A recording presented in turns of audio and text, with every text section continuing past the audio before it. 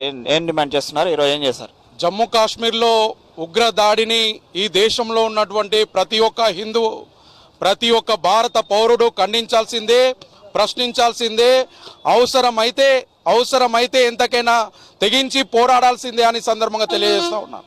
వాళ్ళు పార్టీ చూడలేదు, కులం చూడలేదు, ప్రాంతం చూడలేదు, కేవలం మతం పేరిట ఈ రోజున మారణ హోమం సృష్టించారు. దీన్ని చాలా తీవ్రంగా ప్రతి ఒక్క హిందూ బంధువు ఖండించాల్సిందే. ఈ రోజున వరంగల్ నగరంలో కూడా ఇలాంటి ఉన్మాదమైన చర్యలు జరుగుతూ ఉన్నాయి. దీన్ని తప్పకుండా ఎదుర్కోవాల్సినటువంటి అవసరం ఉందని సందర్భంగా తెలియజేస్తా ఉన్నాను.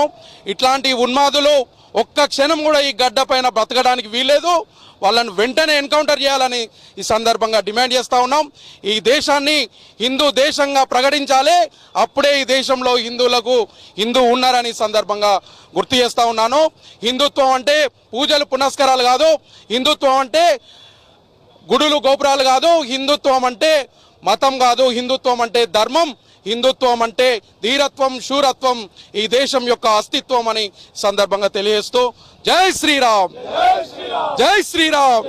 అది మనం చూస్తున్నాము. ఈరోజు అందరం కలిసి ఉండాలి, ఇలాంటి ఘటనలు తీవ్రంగా ఖండించాలని చెప్పేసి